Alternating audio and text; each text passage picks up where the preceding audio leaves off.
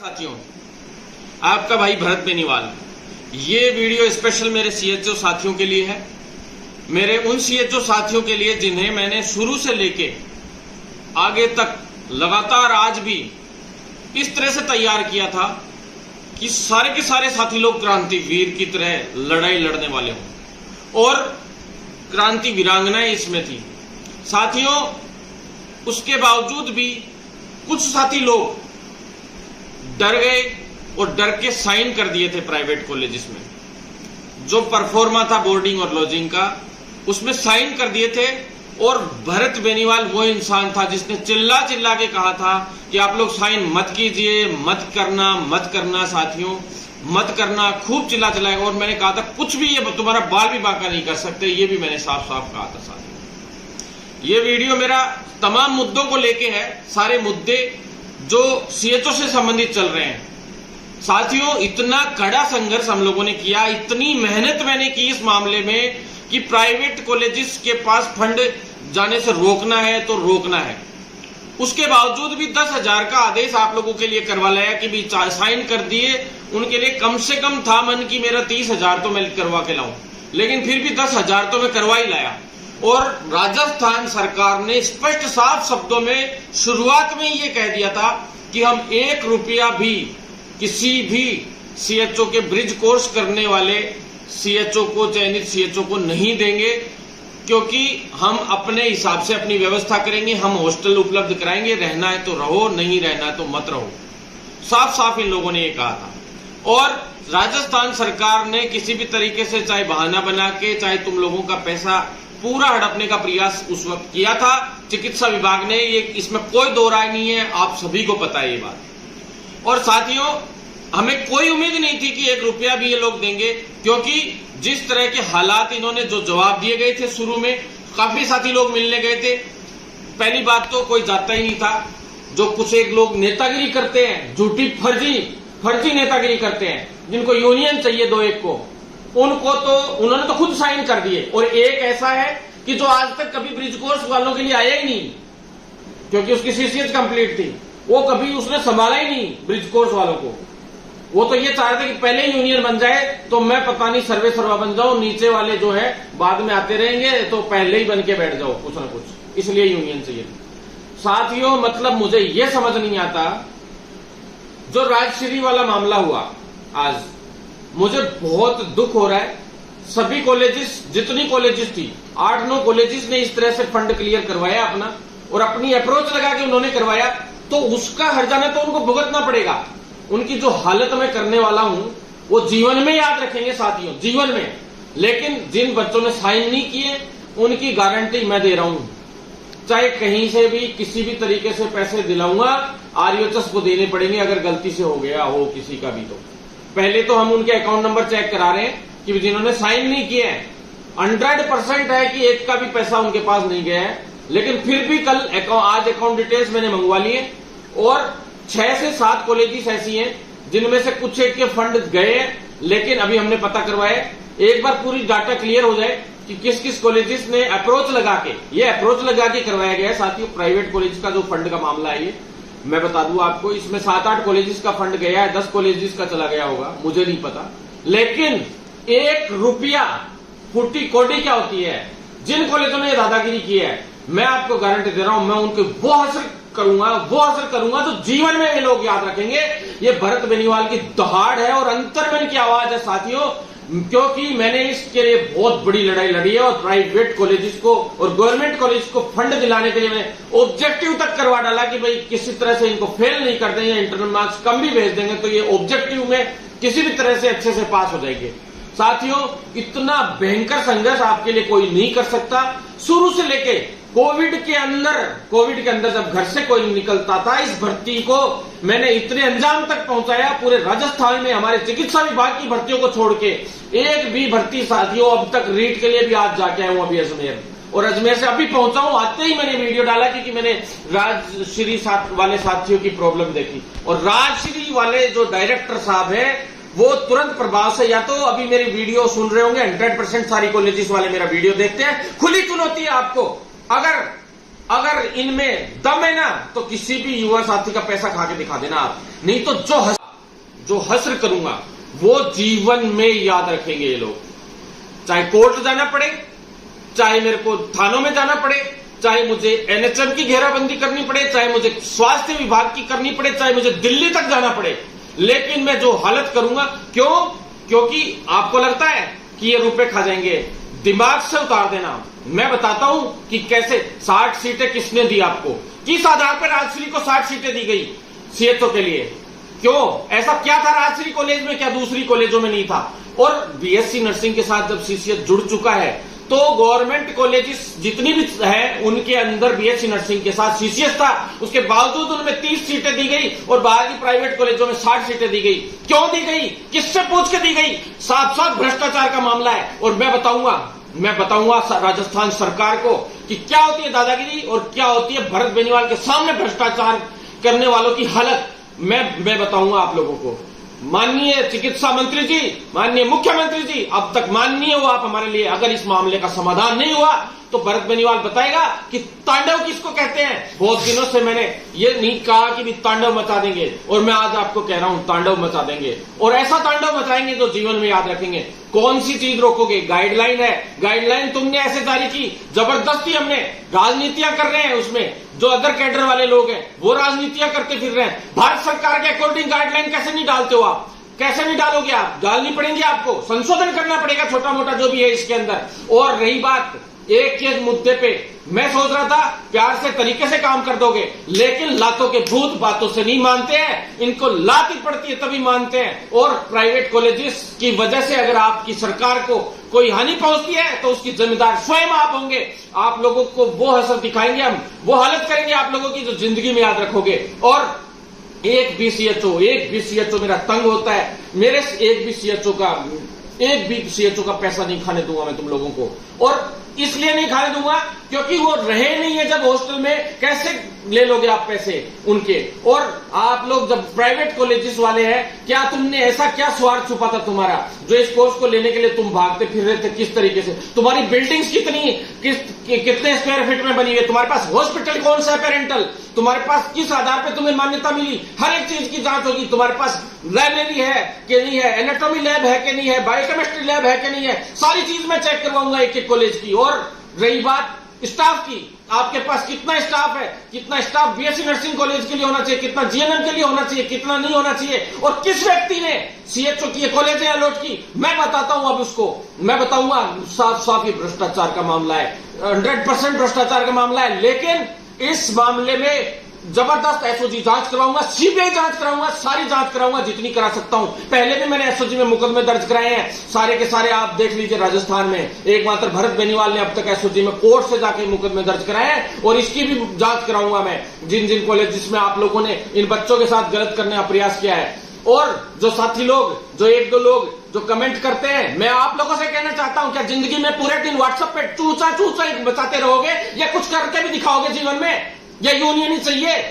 Union भी बनेगी, union बन रही है, सभी लोग अपने अपने नाम भेजें। यूनियन रजिस्टर्ड हो चुकी है, साथी लोग कल मिलके गए थे, सबको दिखाया रजिस्ट्रेशन नंबर और सब कुछ, लेकिन उसका विमोचन करवा रहे हैं वीरेंद्र सहवाग और जो गौतम गंभीर और जो बड़े बड़े विजेंद्र सिंह बॉक्सर, चोपड़ा जो भाला फेंक वाले हैं, इन सभी से अच्छे खिलाड़ियों से और बड़े बड़े इनसे युवाओं से जिनसे हमें सीखने को मिलता है, ऐसे युवाओं से हम विमोचन करवा रहे हैं इस फेडरेशन का। ये फेडरेशन वाला काम भी कर रहे हैं और पूरा का पूरा काम कंप्लीट हो चुका है। और इंडिया की, मैंने पहले भी कहा था आपको, आज भी कह रहा हूं, सबसे बड़ी फेडरेशन बनने जा रही है। और इतना बड़ा भव्य प्रोग्राम भी होगा यहाँ पे, सभी साथी लोग हम मिलके एकजुट होकर इस कार्यक्रम को करेंगे, सभी जिलों के। और 4-5 जिलों की हमारी मीटिंग भी हो चुकी है, एक जिले की मीटिंग होती जा रही है। आज भी अजमेर गए थे तो मिलने गए थे युवाओं से, कुछ वेटिंग वाले साथियों से मिले थे। वेटिंग वाले साथियों को मैं बता देना चाहता हूं कि फर्स्ट वीक के अंदर, सितंबर फर्स्ट वीक में हर हाल में परीक्षा करा देंगे, और नहीं तो इनके जो है पट्टे चक देंगे 2 मिनट में। साथियों बिल्कुल चिंता करने की जरूरत नहीं है, यहाँ तांडव मचेगा। अब बहुत दिन हो गए हैं, बीच में हम शांति से ये थे कि भी हाँ कर देंगे। अभी दिल्ली से जब हम लोग गए थे फंड लेने के लिए, तो फंड लेने के लिए ये नहीं था कि भाई आप लोग प्राइवेट कॉलेजों का इतना वो करोगे। प्राइवेट कॉलेज का फंड इन्होंने कहा है हमें कि जो 10,000 रुपए जो थे जिन्होंने साइन कर दिया उनका 10,000 अभी भेजने का 100% इस वीक में समाधान करने की कही है। और मैं आपको कह दूं, इस सोमवार को हमारी घेराबंदी है। अगर इस सोमवार को हम लोग घेराव करेंगे, इस 23 तारीख को, या 1 सितंबर का महापड़ाव है। साथियों तैयार हो जाओ, कमर कस लो। वेटिंग वाले हो, सेकंड वेटिंग वाले, उनको भी मैं कह देना चाहता हूं, ये फॉर्म भरे जा रहे हैं। ये जो फॉर्म भरे जाएंगे, 519 बच्चे जो वेटिंग वाले हैं, ब्रिज कोर्स कर रहे हैं, उनके परीक्षा फॉर्म खुलवा रहे हैं। आज मीटिंग हो गई है उनकी परीक्षा के लिए, और कल भी मीटिंग है RUHS के अंदर। आज भी RUHS में मीटिंग हुई है, एजेंसी तय कर ली गई है। और मैं आपको बता दूं, 2 दिन के अंदर अंदर आप लोगों को मैं बता दूंगा कि फॉर्म कब खुलेंगे। 3-4 दिन के अंदर अंदर फॉर्म आप लोगों के खुलने वाले हैं, लास्ट एंड फाइनल। और मतलब इस वीक में 100% आपके फॉर्म खुल जाएंगे वेटिंग वाले साथियों के। और आगे का जो एग्जाम का है वो फर्स्ट वीक सितंबर का फाइनल हो चुका है, लगभग तय हो चुका है। साथियों जल्द से जल्द आप लोगों की भी पोस्टिंग करवाएंगे, लेकिन आप लोग भी साथ दें। क्यों? क्योंकि आगे आने वाले टाइम में क्या आप लोगों की जो इनकी सभी की समस्याएं समाधान कर रहे हैं, ये सारी समस्याएं आप लोगों को भी आनी है। सब कुछ आपको कराया मिल रहा है, तो आप लोगों से निवेदन है कि आप लोग भी साथ बनाए रखें। साथियों जो साथी स्पोर्ट्स वाले हैं, उनको बेचारों को परेशान होते हुए कितने दिन हो गए। उनकी सूची जो फेयर है बिल्कुल आप उनकी डालिए ना सूची, जो अनफेयर है उनकी मत डालिए, हमें जरूरत ही नहीं है अनफेयर की। उनको लात देके भाग निकालिए, लेकिन तुरंत प्रभाव से बिल्कुल फेयर कैंडिडेट्स की आप सूची जारी कीजिए और उनका ब्रिज कोर्स चालू करवाइए। और सेकंड वेटिंग वाले साथियों की भी वेटिंग साथ में निकाल के और उनका भी ब्रिज कोर्स उनके साथ चालू करवाइए। एक बैच और शुरू हो जाएगा। और मैं सरकार को खुली चुनौती दे रहा हूं, सरकार से साफ कह रहा हूं कि 15th कमीशन का जो मामला है, सर्विस कमीशन के हिसाब से जो सैलरी देनी है, आप केंद्र सरकार से आए हुए पैसे को अपने पास दबा के बैठ गए। और परमिशन कहां से लेनी पड़ेगी? यहां के स्वायत्त शासन से और जो वित्त विभाग से। यहां के राजस्थान के वित्त विभाग में आपको पेमेंट के लिए परमिशन लेना, पेमेंट वहां से क्यों आएगा भाई? जब सीधा आ रहा है NHM के पास तो सीधा भेजो ना। आपको बीच में ट्रेजरी और ये सोसाइटी 50 चीजें घुसा दी आपने जबरदस्ती का। क्या लेना देना? आप इन 9 जिलों की तुरंत प्रभाव से सैलरी डालिए। और नहीं मुझे डलवानी ढंग से आती है सरकार को, मैं साफ कह रहा हूं। कल से अधिकारियों के सामने मेरा रुख देख लेना। नए PD साहब आ गए हैं, NHM के PD साहब का स्वागत है। नए PD साहब आए गौरव सैनी जी। मैं उनसे निवेदन करना चाहता हूं कि अभी आप नए आए, आपको जो मामले नहीं है ध्यान, आप उनको संज्ञान में लीजिए। बहुत परेशान है हमारे NHM के CHO साथी। मेरा एक भी साथी अगर परेशान रहा, हालांकि परेशान तो राजस्थान में सभी हैं, जो चल रहे हैं वो सारे परेशान हैं, लेकिन हमें परमानेंट होना है। हमारे सभी साथियों को 5-5 साल का आपने बॉन्ड पेपर भरवा लिया, 5-5 साल का बॉन्ड पेपर भरवाया तो अब परमानेंट भी आपको करना पड़ेगा। गारंटी देनी पड़ेगी हमारे फ्यूचर की, हमारे जो फ्यूचर है उसकी सेफ्टी की आपको गारंटी देनी पड़ेगी। साथ में जो कैडर है आपने कंसल्टेशन का कर दिया। कंसल्टेशन तो भारत सरकार से हमें करवा के लाना है साथियों, क्योंकि कंसल्टेशन अकेला ही थोड़ना है, टेली कंसल्टेशन ही भैया जो है। प्रेस्क्रिप्शन लिखने का भी हमें अधिकार चाहिए, क्योंकि पेशेंट सामने है और उसको हम दवाई नहीं दे पा रहे हैं, डॉक्टर को फोन मिला रहे हैं कि भी हाँ ठीक है ये। तो फिर एक बात बताइए, फिर काहे का हम ट्रीटमेंट दे रहे हैं? 2 घंटे किसी का डॉक्टर का फोन नहीं लगे, नेटवर्क नहीं आ रहा, कुछ और नहीं आ रहा, तो वो तो पेशेंट तो तड़प के वहीं मर जाएगा। आप जब CHO वर्ड लेके आए थे हम, तो यही तय हुआ था कि प्रेस्क्रिप्शन लिखने का अधिकार दिया जाएगा। कुछ लोगों ने, कुछ एक ऐसे संगठन थे डॉक्टर्स के, उन्होंने इसका विरोध किया था उस वक्त। तो हमने सोचा था एक बार ये चालू तो हो सिस्टम, और कैसे भी करके उस टाइम 2015-16 में नर्सेस को एज ए जूनियर डॉक्टर बना के हम लोग लेके आए थे। लेकिन उसको पूर्ण मूल रूप हमें अभी देना है साथियों।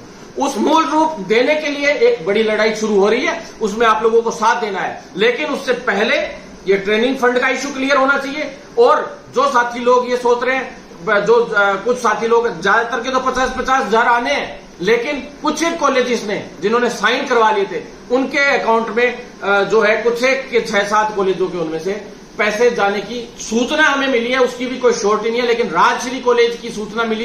राजश्री कॉलेज में मामला ये सामने आ रहा है कि भाई मामला क्या सामने आ रहा है, राजश्री कॉलेज के साथियों ने मुझे कभी शिकायत दी नहीं इस मामले में। एक बार बात जरूर हुई थी मेरी इस मामले में, लेकिन इस मामले में बात हुई तो उन्होंने कहा कि कॉलेज वाले और हमारे बीच में जो है बात हो गई है कि 10,000 तो तुम्हारे अकाउंट में आएंगे, और बाकी के जो पैसा है उस पर जो भी वो लोग बात करने की क्या बात थी क्या नहीं थी, उन लोगों की आपस में क्या बात हुई, कॉलेज वालों की और जो CHO साथी थे उनकी। लेकिन जो 7 साथी लोग हैं जिनका जिन्होंने साइन भी नहीं किए और जो 50,000 के लिए लड़ाई लड़ रहे थे, उन सभी सातों साथियों का 1-1 रुपया आएगा। और मैं अगर इन्होंने गलती से उनकी भी पैसे ले लिए, यानी कि फर्जी साइन किए होंगे 100%, और अगर फर्जी साइन किए तो 420 का मुकदमा दर्ज होगा। कर रहे हैं तो एक भी कॉलेज को नहीं बख्शूंगा मैं, एक भी कॉलेज को हम लोग नहीं बख्शेंगे, किसी भी हाल में नहीं बख्शेंगे, और इनके खिलाफ मोर्चा खोलेंगे। क्यों? जब ये लोग अपने आप में, मुझे पता है कोई विधायक की है, कोई किसी की है, बड़े बड़े अप्रोचेबल लोगों की ये कॉलेजेस है, लेकिन लड़ रहा था ना, और लड़के लेके आए ना पैसे और ऑर्डर जारी करवाए ना तुम्हारे लिए। भला उन जितेंद्र कुमार सोनी जी सरकार, जो जाते जाते एमडी रहते हुए वो बहुत कुछ कर गए इस मामले में हम लोगों के लिए। साथियों, गाइडलाइन भी वो बना के छोड़ गए थे, लेकिन कुछ लोगों ने, कुछ कैडर के लोगों ने जबरदस्ती करके ये कि सीएचओ की साख बिगाड़नी है, एएनएम को भी खिलाफ कर दिया। सबको आपस में खिलाफ लड़वाने का काम चल रहा है। बहुत बड़ी राजनीति के बीच में हम लोग युद्ध लड़ रहे हैं, और उस युद्ध में बहुत ही तरीके से दिमाग से मैं लड़के कैसे जैसे करके गाइडलाइन जारी करवा के लाया, कभी कुछ करवा के लाए, हर काम करवा के लाए। साथियों, कोई नहीं चाहता कि सीएचओ वर्ड आगे चल के मजबूत हो, सीएचओ वर्ड भी आए। लोगों को, किसी को ये बर्दाश्त नहीं किया एज ए जूनियर डॉक्टर आप लोग काम करें। बहुत जबरदस्त कैडर होते हुए भी इसको जबरदस्ती इसकी साख खराब करने के प्रयास हो रहे हैं।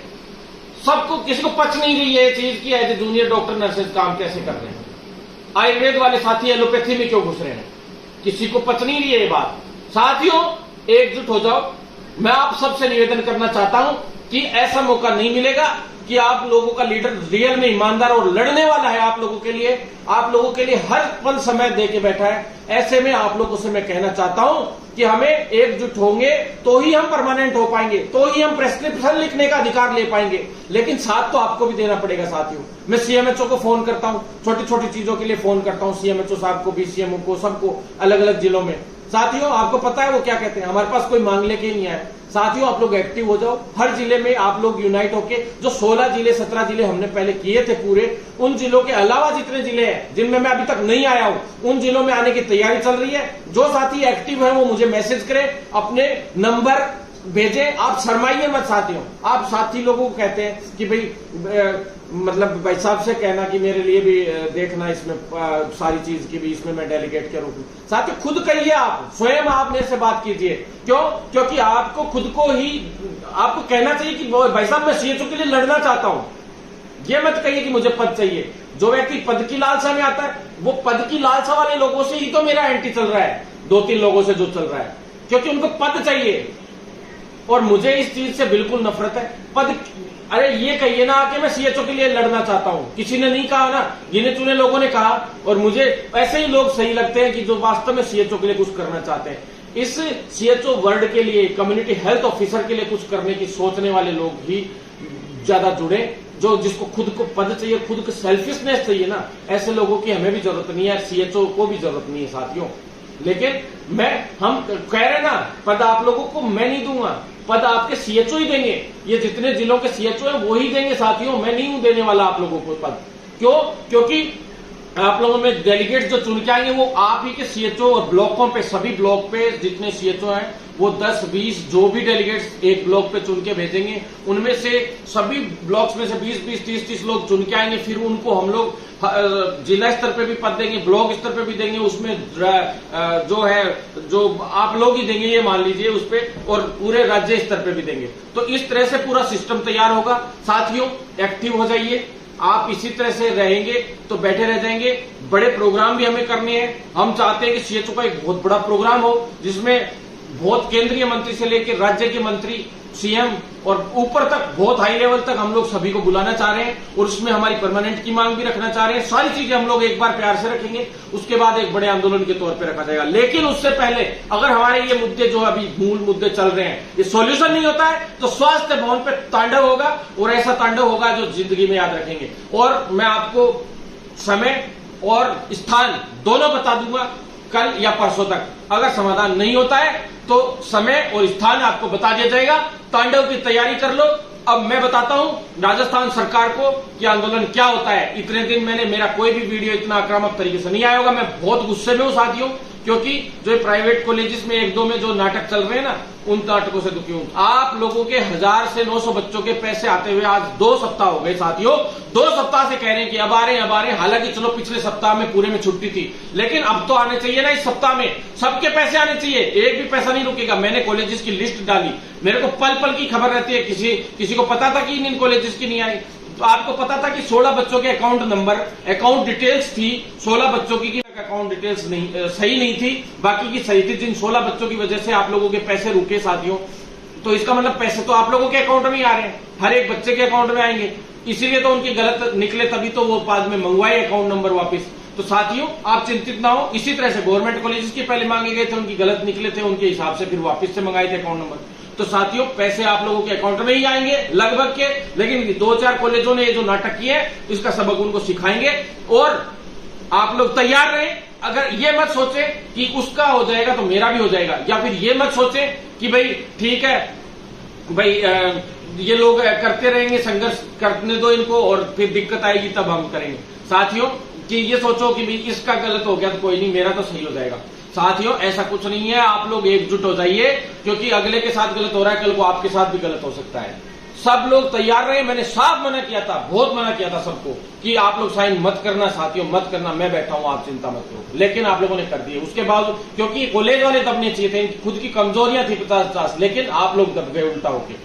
कोई बात नहीं, हम लड़ेंगे और जीतेंगे, लेकिन साथ दो साथियों। मैं कह रहा हूं इनको ना ही याद दिला दूंगा मैं, जो भी कॉलेज वाले हैं, और हम लोग कोर्ट में भी जाएंगे, सब जगह जाएंगे, लेकिन इनको हर हाल में सबक सिखाएंगे। और पैसे अगर इनको ज्यादा ही पड़ रही है ना, पैसे लेके जाएंगे ना, पैसे तो लेंगे, लेकिन इनकी ऐसे तैसे भी करेंगे। साथियों साथ बनाए रखें। 15th कमीशन के अनुसार इस सप्ताह में हमें हर हाल में सैलरी चाहिए। हम आंदोलन पे बैठ रहे हैं इस चीज के लिए, क्योंकि बहुत परेशान हो गए 9 जिलों के बच्चे। फूटी कोडी नहीं है एक बच्चे के पास। सरकार को शर्म नहीं आती बिल्कुल भी। ये भी पहले वाले जो पैसे थे बाकी के जिलों के भी किसकी दबाव की वजह से आ गए। देख लो आप, आज तक 4-4, 5-5 महीने बाद सभी जिलों की हर एक गवर्नमेंट नौकरी की सैलरी 5-5 जिलों में आती है, 5-5 महीनों में आती है। साथियों पहली बार सीएचओ की सैलरी है जो सिर्फ 2 महीने में, फर्स्ट सेकंड महीने में आनी शुरू हो गई थी। क्यों? क्योंकि अपन लोगों का दबाव था। क्योंकि जब तक 15th कमीशन वाले जो जिले हैं उनके और उन जिलों का सबका मामला क्लियर नहीं हो जाता, तब तक सैलरी नहीं डालते हैं किसी की भी, सबकी एक साथ ही डालते हैं। क्योंकि इनको पता रहता है कि अगर इनकी डाल दी और उनकी नहीं डाली तो उल्टा पड़ जाएगा मामला। लेकिन मैंने जबरदस्ती डलवा दी, क्योंकि बच्चों के पास पैसे ही नहीं थे, ब्रिज कोर्स करने चले गए थे कभी कुछ, तो समस्याएं बहुत सारी थी। और बहुत जल्द इसका इस महीने, इस वीक के अंदर हर हाल में हमें पैसे दिलवाने और आप लोगों को साथ देना पड़ेगा भरत बेनीवाल का। ऐसे काम नहीं चलेगा साथियों कि अकेला ही लगा रहा हूं हर जगह पे। जो साथी लोग एक्टिव होके आते हैं उनको धन्यवाद। और साथियों आप लोगों से निवेदन है कि जितने जूनियर साथी हैं उनको भी बता दो, विज्ञप्ति जारी करवा रहे हैं जल्द से जल्द, तो साथ दें अगली भर्ती के आंदोलन में भी। सभी काम रहते हैं, 50 काम रहते हैं, बिजनेस भी संभालना पड़ता है, सारी चीजें आपको पता है। अगर दूसरे भर्तियों के मुद्दे नहीं उठाते हैं तो वो भी यूं कहते हैं फोन करके, भाई साहब आप भी हमारा भी देखो। और वो तो मैं समय निकाल के अलग से करता हूं। देखो सीधी बात है, मेरे मेडिकल प्रोफेशन के अलावा मैं जो भी है, मेरे को थोड़ा बहुत भी समय मिल जाता है तब मैं उनको समय दे पाता हूं। लेकिन आप लोगों के लिए मैं जी जान से पूरी आधारित रूप से, क्योंकि मैंने मेरे सीएचओ को गोद ले रखा आपको पता है, और मेरा सीएचओ एक भी परेशान होता है, मुझे दुख होता है। साथियों ट्रांसफर की भी मैंने बात रखी थी मंत्री जी के पास। ट्रांसफर के लिए भी उन्होंने बोला था कि हाँ भाई ठीक है, एक बार ये स्थायी वाले ट्रांसफर हो जाए, यानी एएनएम, जीएनएम और इनके ट्रांसफर चल रहे थे अभी, आपको पता है डॉक्टर्स के, उनकी 17 तारीख को यानी कल बंद हो जाएंगे ट्रांसफर। तो 17 तारीख को बंद होने के बाद जो है सीएचओ का वापस से प्रक्रिया में आएगा सारा मामला, क्योंकि एक बार उनके चक्कर में वो फिक्स समय के लिए खुलते हैं ट्रांसफर, बाद में बंद हो जाते हैं। तो वो काम टाइम 17 को निकल जाए, उसके बाद जो है ट्रांसफर की अपन लोग सभी एकजुट होके मांग रख सकते हैं। पर मेन काम आपके एमएलए का रहता है इसमें रोल, क्योंकि एमएलए जिता के क्यों भेजे फिर हम लोगों ने, जब यही काम नहीं कर सकते वो लोग क्यों जिता के भेजे। तो साथियों आप उनसे डिजायर लिखवाइए, उनसे फोन करवाइए। आप लोगों के ट्रांसफर मैं भी चाहता हूं कि जब सेंटर खुले पड़े तो आप अपने घर के पास नौकरी करें। अरे मैंने तो ब्रिज कोर्स भी लड़ झगड़ के आपके घर के पास करवाया था, और कोशिश यही किया था कि महिलाओं को भी आधार कार्ड के आधार पे, एड्रेस के आधार पे हम लोगों ने हर तरीके से होम टाउन दिलाने की कोशिश की। हर चीज में लड़ाई लड़के हर चीज बेस्ट से बेस्ट आपके लिए करवाने का प्रयास करता हूं। पर 100 काम अच्छे करने के बाद एक काम थोड़ा सा भी बैक हो जाता है ना, हल्का सा भी, तो उसके लिए लोग कहने लग जाते साथियों सारी चीज देखा करो, शुरू से लेके कैसे लड़के 8000 लोगों को ब्रिज कोर्स कराया, 7800 लोगों, इतनी बड़ी बात, 6500 लोगों को ब्रिज कोर्स कराना इतिहास में पहली बार सबसे बड़ा बैच था साथियों। और इतनी बड़ी नौकरी कैसे सब तरीके से फंस जाती, लेकिन लड़ झगड़ के इस पूरी भर्ती को निकलवा के लाए। तो आपसे निवेदन करता हूं साथियों कि जवाब देना भी सीखो उन गलत लोगों को। जवाब देते हो तो मुझे खुशी मिलती है, मुझे खुशी जिंदाबाद से नहीं मिलती है, मुझे खुशी असली जिंदाबाद से भी मिलती है, लेकिन है ना खुश होता हूं कि हाँ भाई मेरे को मेरे अवार्ड मिल रहा है मेरे मेहनत का। लेकिन मुझे असली अवार्ड तब मिलता है जब आप ये जो गलत लोग होते हैं, जो 2 कोटि के लोग इकट्ठे 2-4 कमेंट कर देते हैं और उनका जवाब जब देते हो तो मुझे जो मजा आता है ना, मुझे खुशी होती है कि मेरे साथी है मेरे साथ, मुझे डरने की जरूरत नहीं है। तो साथियों तांडव मचा, तैयार हो जाओ, बहुत जबरदस्त आंदोलन करने का वक्त आ गया है, हमें परमानेंट भी होना है। दुष्यंत चौटाला को भी मैं लेके गया था, हरियाणा के उप मुख्यमंत्री जी को से मिलने गया था, तो क्योंकि हरियाणा में जब हमने एक बार कहा और उन्होंने परमानेंट तक का काम कर दिया। सतपाल मलिक जी से मिले थे हम जम्मू कश्मीर में, उन्होंने कर दिया था उस वक्त जब राज्यपाल थे वहां के, परमानेंट के हिसाब से 2 ही राज्यों में वो अभी तक हुआ है। तो वही काम अब हमने दुष्यंत चौटाला जी को उस दिन इसलिए मिला था कि आप हमारे राजस्थान के मुख्यमंत्री को भी कहिए कि भी 100% सीएचओ परमानेंट होने चाहिए। जब हम कर सकते हैं तो आप क्यों नहीं, ये बोल सकते हैं वो उप मुख्यमंत्री जी दुष्यंत चौटाला जी, क्योंकि आपको पता है कि उनके कहने से हो भी सकता है और वो इस मुद्दे को उठा भी सकते हैं, क्योंकि उन्होंने खुद कर दिया तो अब वो इनको बोल सकते हैं कि भी हाँ आप कीजिए। तो इसका असर बहुत ज्यादा पड़ता है राजस्थान सरकार पे। तो साथियों चिंतित ना हो, आपको पता है कि भी केंद्र सरकार, हमने आरटीआई में मांगा था, आरटीआई में साफ साफ लिखा हुआ है कि भी केंद्र सरकार ने साफ लिख के दिया है कि भी राज्य सरकार चाहे तो अपने स्तर पर परमानेंट कर सकती है, और राज्य सरकार परमानेंट करने के लिए हम लोगों को खुद को दबाव बनाना होगा। साथ ही दुष्यंत चौटाला जी को भी हम एक बार 5-10 दिन बाद आ रहे हैं, उनको लेके जाएंगे मुख्यमंत्री जी के पास और जल्दी परमानेंट की मांग खुद रखवाएंगे। ये खुद कहेंगे उप मुख्यमंत्री जी की भाई हाँ जब हम कर सकते हैं तो आप भी कीजिए। तो इसलिए आप लोग चिंता ना करें, बड़ा आदमी जब बात रखता है तो उसका बहुत बड़ा फर्क होता है, उसकी वैल्यू होती है, और हम लोग इस मुद्दे को भी क्लियर करेंगे, लेकिन पूरी दिमाग और रणनीति के साथ हम लोग चलेंगे, तभी हम जीत पाएंगे। साथियों रणनीति की वजह से ही आज प्राइवेट कॉलेजों का और गवर्नमेंट कॉलेज का फंड आया है और सारे के सारे काम हुए। पोस्टिंग होम टाउन में लगभग 80 से 90% लोगों को मिली है। सब कोशिश यही की है कि भी हाँ बिल्कुल अब ब्लॉक्स में भी लेके आएंगे जल्दी साथियों को, प्रयास करते करते। धन्यवाद साथियों। लेकिन प्राइवेट फंड वाले मामले में और इसमें कमीशन वाले में, 15th कमीशन वाला पेमेंट वाले में, और स्पोर्ट्स हो चाहे बेटिंग वाले हो, सारे मामलों में अब जबरदस्त घेराव होगा। आप लोग तैयारी कर लें साथियों। धन्यवाद। लड़ेंगे और जीतेंगे। सत्यमेव जयते।